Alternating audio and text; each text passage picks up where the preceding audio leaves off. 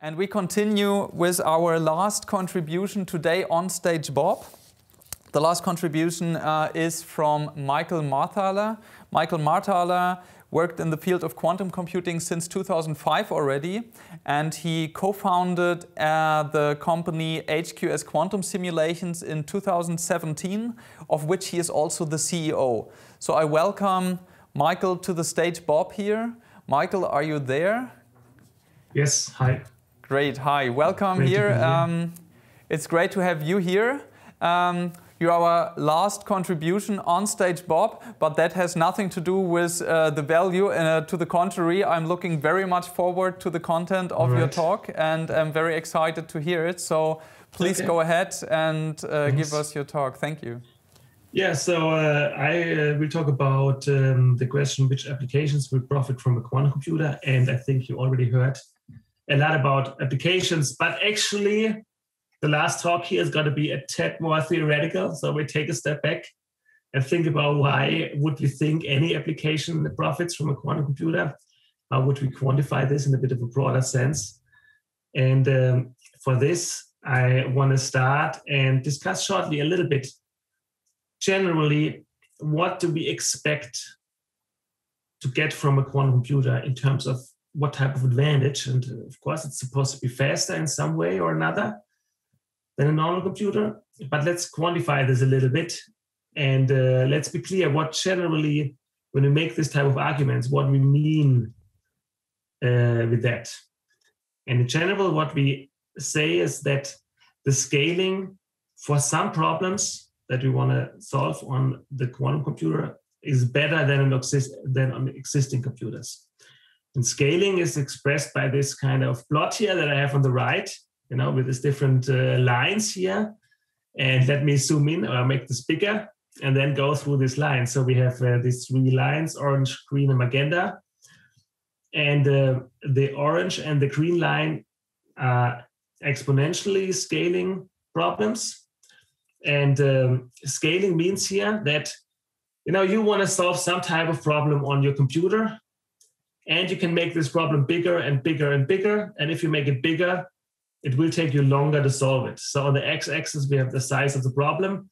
And you know, these numbers 2, 4, and 6 don't really necessarily mean something. I mean, that what this means depends on the problem you solve. And then some time of solution, where also these exact numbers depend on what kind of computer you're using, GPU, parallelization, whatever. But it's only as basically how does the size of a problem relate given you take the same computer to the time you need to solve the problem. And then we have this exponential scaling shown, for example, in green and orange, where, you know, as you make the problem bigger, the time you need to solve it explodes. And that means at some size, you can just not solve it anymore. Yeah, I mean, it's neither possible now nor in the future, even with better computers. And we have this very smooth linear scaling with a magenta line, yeah, which generally is the standard for so-called polynomial scaling. But here means basically, I've chosen linear, which makes it look really, really smooth and slow. And what do we want from the quantum computer? We want a fundamental speed up in scaling. Okay, and there are two types of speed ups that people discuss. One is often called a polynomial speed up. And that means that, for example, on the classical existing computer, your problem scales like the orange line. Yeah, so very steep exponential.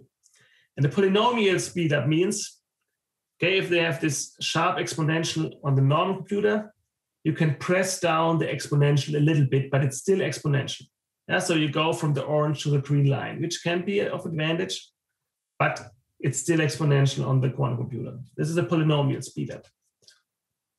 Of course, we are particularly excited about problems where we get the so-called exponential speedup. Exponential speedup is the case when we go from the orange line to something more like the magenta line. So a typical problem that people often discussed in kind of the context of quantum computing, or the one that made quantum computing even famous, is the is finding, or is a problem related to cryptography. And there we have this exponential speedup. Yeah, so this is basically what we want. Now let's look a little bit into the current state of quantum computing and see a little bit what should we expect about the availability of hardware and what should we focus on when we think about the hardware in the near future and further out into the future. To do that, let's recall a little bit the key difference, or one key difference between the existing computers and the quantum computer. The basic unit of the existing computer is the bit, and can only have two states, 0 and 1. And let's imagine this like an arrow. So if this arrow points down, then we are in the state 0, and if the arrow points up, we are in the state 1. Now, the basic unit of the quantum computer is the quantum mechanical bit, the qubit. And here we can also imagine the state of the qubit as an arrow, but now it's allowed to point in every direction.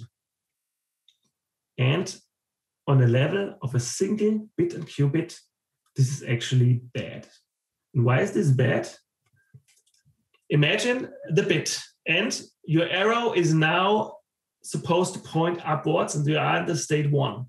And now some kind of perturbation changes the state of your bit. You know, the arrow gets shifted in a different direction.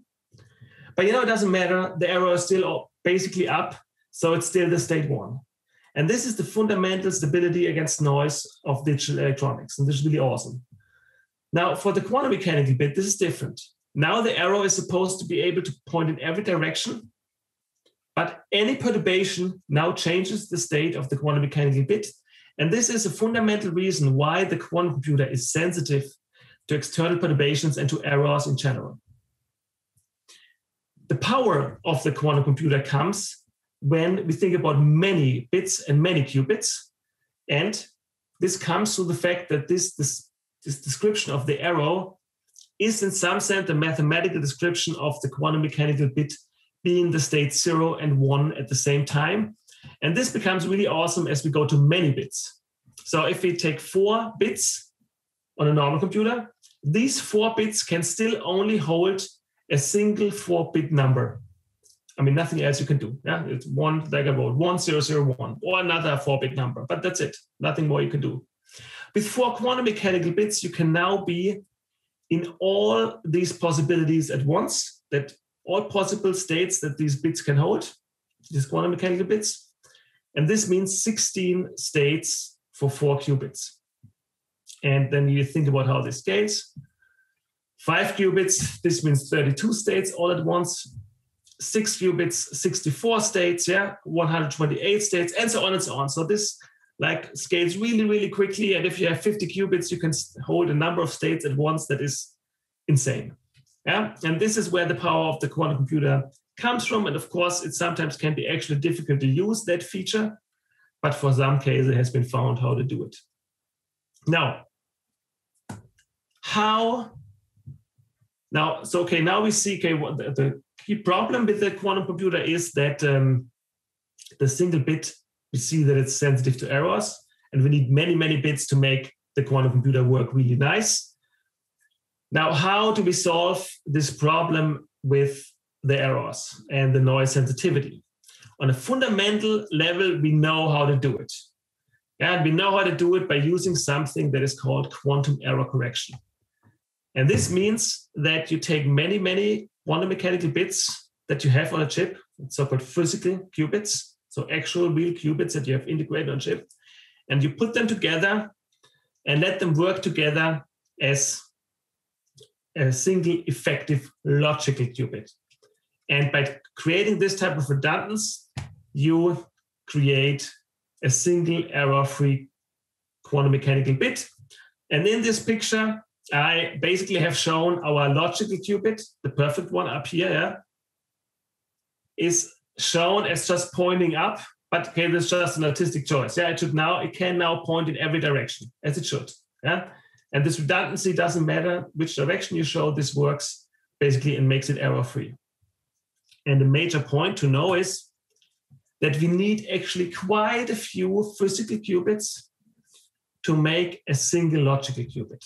And this depends a little bit on how you want to do it in detail and how good your physical qubits are and so on. And this can be anywhere between 500 and 50,000 physical qubits to make one logical qubit. Now, just recently I saw that I think was an announcement by Google where they said they believe they only need 100 physical qubits per logical qubit, and that's possible. I think in that type of field, so quantum error correction, a lot of progress is still possible. Yeah, so this is not like the final numbers here, just to give you a feeling. And now, having these numbers in mind, we can make an estimate what is needed to make a completely error-free quantum computer. Okay, and how long will we need? And at which time will we have a completely error-free quantum computer? Yeah, so let's make a couple of reasonable assumptions. Let's say in 2018, we had about 10 quantum mechanical bits. And let's now assume that similar to normal computers, the number of qubits we can integrate on a chip doubles every year. Yeah. So every year, so if we start 2018 with 20, then the year after it's like, we start in 2018 with 10, year after it's 20, 40, 80, and so on. And I think we are okay actually on this trajectory, but a little now in 2021, we are basically going a little lower below this line, but it's not too bad. Then we want to go to a point where we have 100 logical qubits, because that is like a point where we should be able to do awesome things. So 100 logical qubits. So if we need 500 physical for one logical and we want 100 logical, we need 50,000 qubits to be integrated, which means in 2031, we would have a chip with, I mean, if the lower bound of this error correction fits, and this is realistic that this will work out. So then in 2031, we have a fully error-corrected quantum computer, error-free, which then works pretty much like the computer that you know. And then we can do,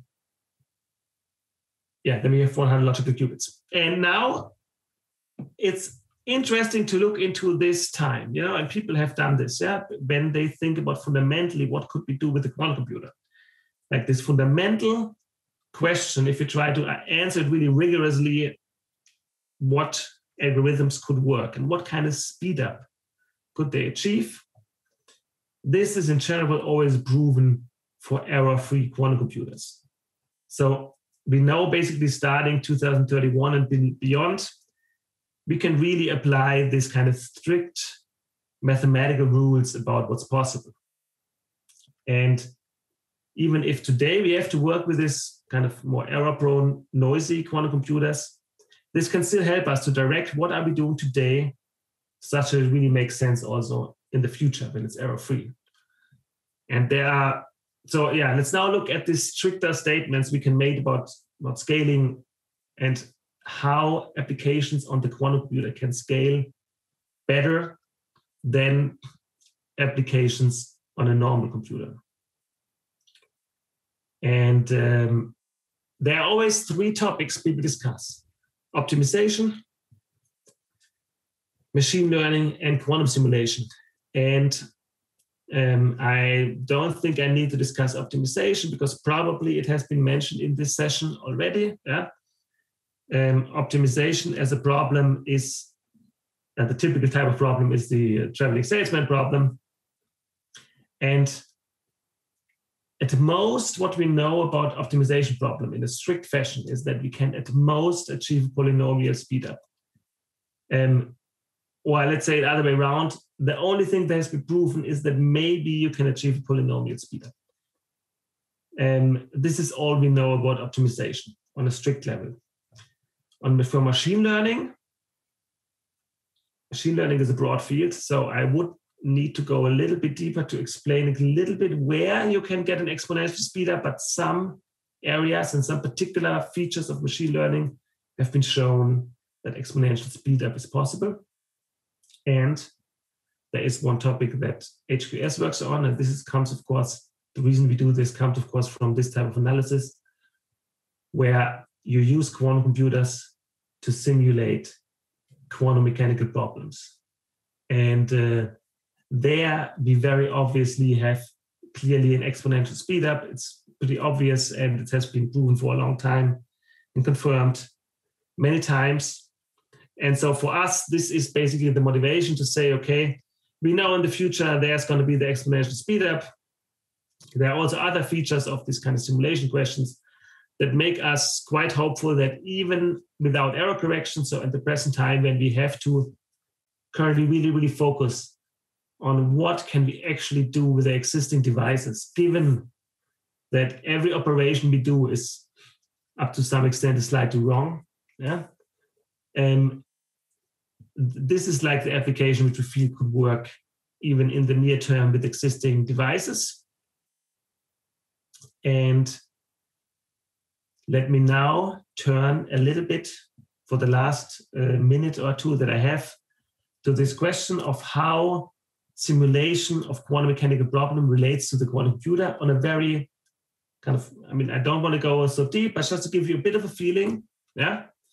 So the type of question that you would look at is, for example, you want to have the properties of a molecule.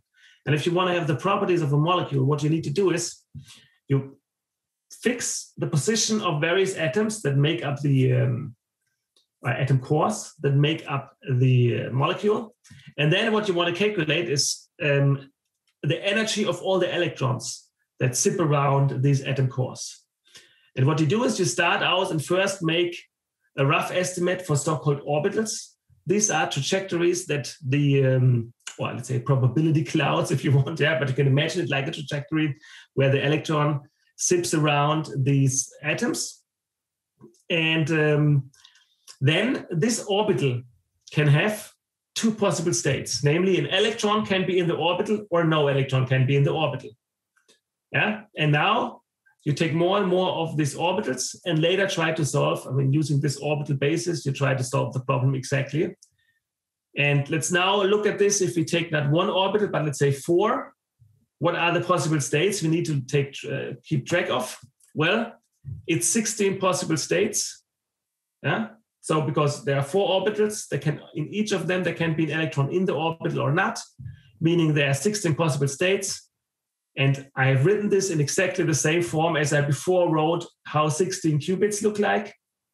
And this is not a coincidence, of course, yeah, because it's exactly equivalent. You can map it one by one. Yeah, this kind of possibility of having and keeping track of all the states at once is like built into the quantum computer and is actually exactly what you need to simulate quantum mechanics.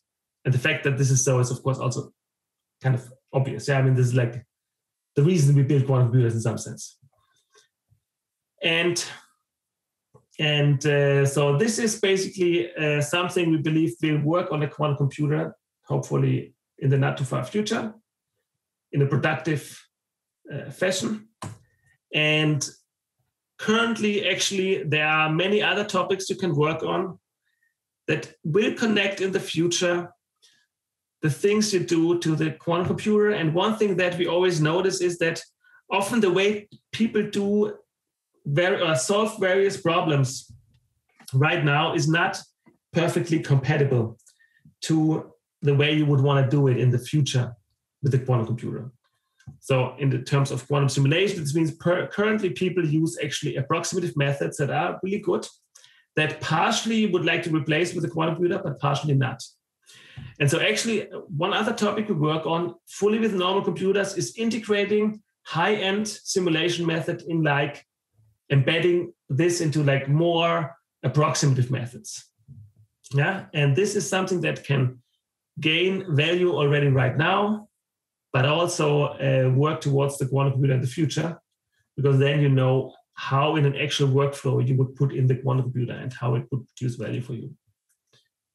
And this is it. So thanks a lot. Thank you very much, Michael. I enjoyed this a lot, being the last talk in Onstage Bob, because it finishes off very nicely what we've started yesterday, especially with all our talks on quantum computing and the possibilities they offer. Seeing now a bit more in detail, going more in detail into the fundamental problems or challenges of quantum computing, being error correction, of course, and how to address this. So thank you a lot for that. There, maybe to be expected, came up a question about you applying Moore's law here to quantum computing, like how is this like an assumption, or how much do you trust into those graphs? I mean, I think it's only an assumption currently, of course, yeah. And we don't really have strong proof right now that this will continue like it. I guess it could also, I mean, currently, if you look at the development plans of companies, they have more of a plateau and jump-like vision, yeah. So basically they say we fix like 50 qubits and make them really good. And then we build lots of these 50 qubit plaquettes and put them together. So we basically stay on a plateau for a while to make 50 qubits really good, but then we jump, yeah. But let's say my timeline and the number of qubits is still in line, let's say, for example, with the work plans of Google and IBM roughly. So, so let's see, yeah. So I think it's the best guess. And I don't think it's going to be better than that. Yeah. I mean, okay. Faster seems, it would be great, but it seems would be a challenge probably. Oh, that's very helpful. Thank you very much for this estimate also, and for this insight. You will be available, of course, as the other speakers before, for the next 15 minutes in our Meet the Speakers section. So everyone is once again invited to please join Michael in the Speakers Corner for the Meet the Speakers section under the link provided to you. Thank you very much once again, Michael, for being with us. Goodbye from here. Bye. And this also brings us to the end of our Stage Bob and almost to the end of Quantum Summit. Stage Alice is still going on for another 30 minutes approximately. Here on Stage Bob, this was the last talk. I enjoyed the time with our speakers and with you, our audience, a lot. I think we had some really interesting, really exciting talks on all the different topics covered in quantum technologies. We had yesterday the full day program on quantum computing. We had today in the morning the quantum communication, quantum cryptography, post-quantum cryptography. We followed afterwards with quantum sensing and other quantum technologies, and we finished off towards the end once again with quantum computing. So that, I think, was a really exciting program so far. Thank you to all the speakers once again. I also want to point out towards the end now our Quantum Summit, to sum it up a bit, the summit. We had 2 days, obviously. We had more than 80 speakers in more than 55 sessions so far. We had 2 workshops on top of that, and even 1 virtual world. We have 10 partners altogether who made this summit possible, so a big thank you to all our partners. At this point, I just want to name our 3 premium partners once again. They are Atos, Fraunhofer and Fujitsu. Thanks to these in particular. Altogether, we also have other partners. We have media partners, we have content partners. Thanks to all our partners. Please, everyone, feel invited to interact and have a look into our partner area once again and check out what the partners provide there. You can also get in touch with them, into contact with them on the topics that are interesting for you. And of course, you can also continue for now to interact with the other participants of Quantum Summit. So feel invited to still approach other participants, find other participants that you would like to interact with, that you would like to get into contact with. Otherwise, If you still have time, please look at the remaining section of stage Alice until in about half an hour or so. And then hereby I want to say goodbye already. Thank you everyone, and I hope to see you again next year for the next Quantum Summit from Bitkom. Goodbye.